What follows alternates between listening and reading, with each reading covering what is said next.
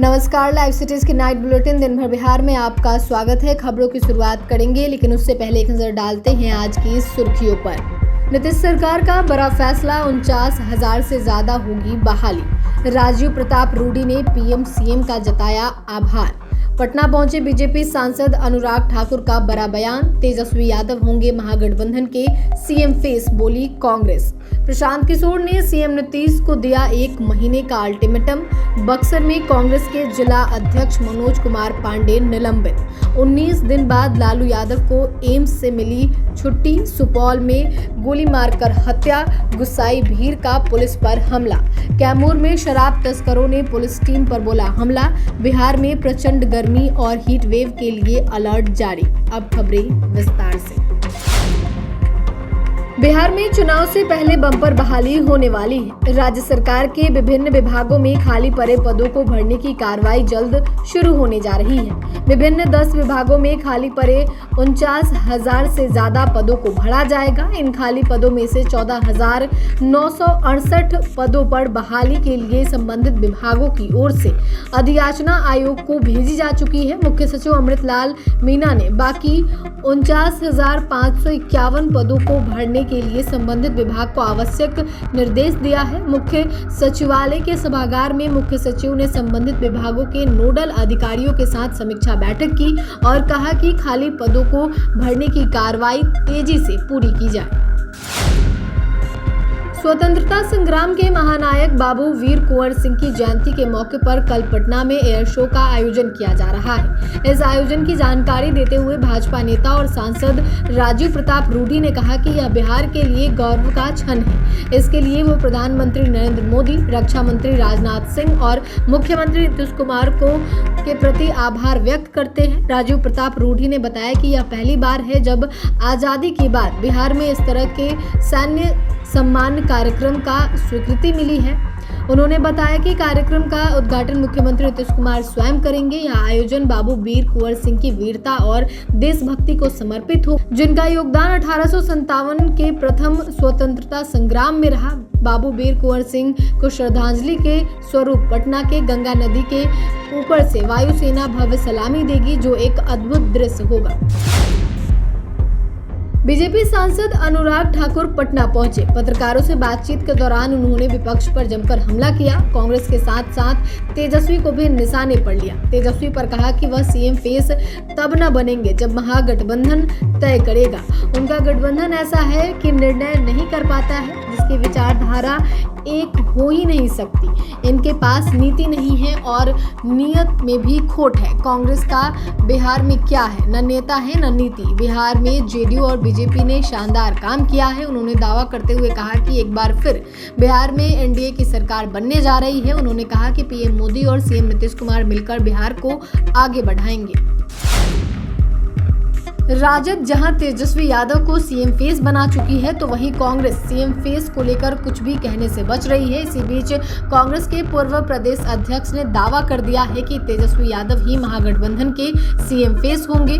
उनके इस बयान से सियासी हलचल तेज है। उन्होंने कहा है कि अगर महागठबंधन बिहार विधानसभा चुनाव जीतता है तो तेजस्वी ही मुख्यमंत्री बनेंगे। तेजस्वी महागठबंधन के सर्वमान्य नेता हैं और मुख्यमंत्री पद के स्वाभाविक दावेदार भी हैं। अखिलेश सिंह ने बिहार के मुख्यमंत्री नीतीश कुमार पर तीखा हमला किया। उन्होंने कहा कि नीतीश कुमार महागठबंधन में सिर्फ अपनी कुर्सी बचाने के लिए आए थे और आज अगर भाजपा के साथ है तो वहां भी अपनी कुर्सी बचाने के लिए है। कांग्रेस अध्यक्ष मल्लिकार्जुन खड़गे ने जो कहा है वह पूरी तरह सही है। बिहार विधानसभा चुनाव को लेकर जनसुराज के संस्थापक प्रशांत किशोर ने अपनी प्रतिक्रिया तेज कर दी है। जनसुराज कार्यालय में आयोजित प्रेस वार्ता में उन्होंने राज्य सरकार पर जोरदार हमला बोला और कई अहम सवाल उठाए। प्रशांत किशोर ने कहा कि बिहार में फिलहाल कोई मजबूत विपक्ष नहीं है, इसलिए जनसुराज अब विपक्ष की भूमिका निभाने के लिए तैयार है। उन्होंने बताया है कि उनकी पार्टी ने आगामी समय के लिए 3 प्रमुख मुद्दों को चिन्हित किया है, जिन्हें लेकर वे राज्य भर में अभियान चलाएंगे। पहला मुद्दा जातीय जनगणना के बाद सरकार द्वारा की गई घोषणाओं से जुड़ा है। सरकार ने दावा किया था कि राज्य में 94 लाख गरीब परिवारों को 2 लाख रुपए की सहायता किस्तों में दी जाएगी, लेकिन आज तक कितने लोगों को यह सहायता मिली, इसका स्पष्ट आंकड़ा सरकार के पास नहीं है। प्रशांत किशोर ने चेतावनी दी है कि यदि सरकार ने इन सवालों का संतोषजनक उत्तर नहीं दिया तो जनसुराज विधानसभा सत्र के दौरान विधानसभा का घेराव करेगी। बक्सर में जिला कांग्रेस कमेटी के अध्यक्ष मनोज कुमार पांडे को निलंबित कर दिया गया है। पार्टी के राष्ट्रीय अध्यक्ष मल्लिकार्जुन खड़गे के कार्यक्रम में लापरवाही के चलते यह कार्रवाई हुई है।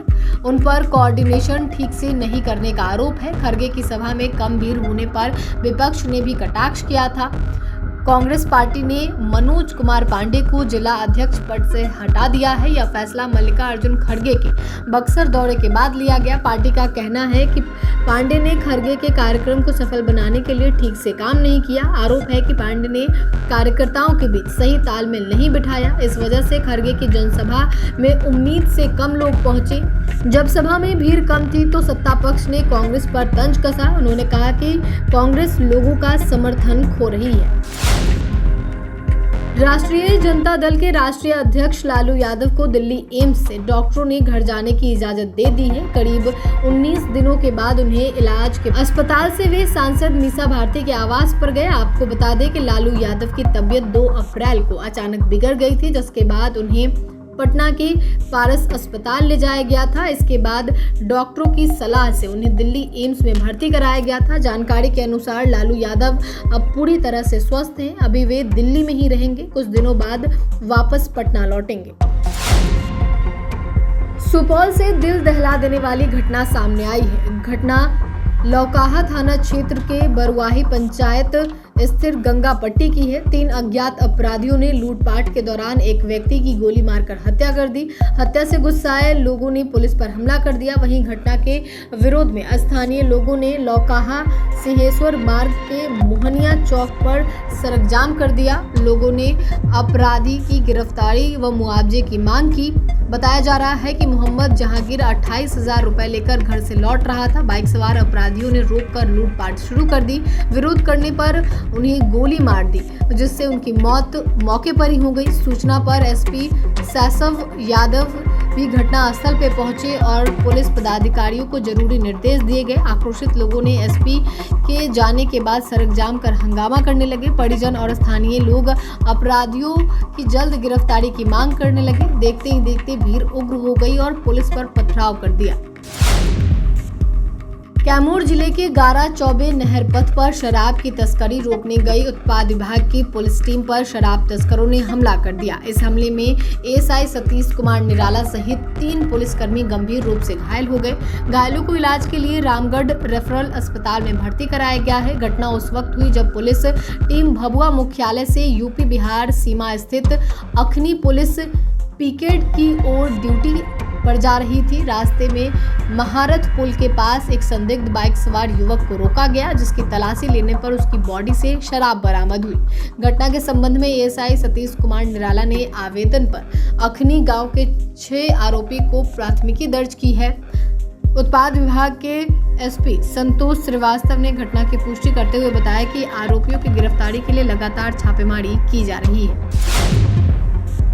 बिहार में मौसम एक बार फिर करवट लेने को तैयार है। अब मौसम विभाग ने चेताया है कि राज्य में एक बार फिर तेज गर्मी और लू की चपेट में आ सकती। राज्य के कई जिलों में तापमान 40 डिग्री सेल्सियस को पार कर चुका है। बिहार मौसम विज्ञान केंद्र के अनुसार अगले 3 दिनों में अधिकतम तापमान में 4 डिग्री तक की बढ़ोतरी हो सकती है, जिससे प्रदेश के कई हिस्सों में हॉट डे की स्थिति बनी रहेगी। 23 और 24 अप्रैल को राज्य के दक्षिण पश्चिम जिलों औरंगाबाद, अरवल, गया, कैमूर और रोहतास में लू की स्थिति बनने की प्रबल संभावना है। ऐसे में दोपहर 12 बजे से 3 बजे तक धूप में निकलने से बचें।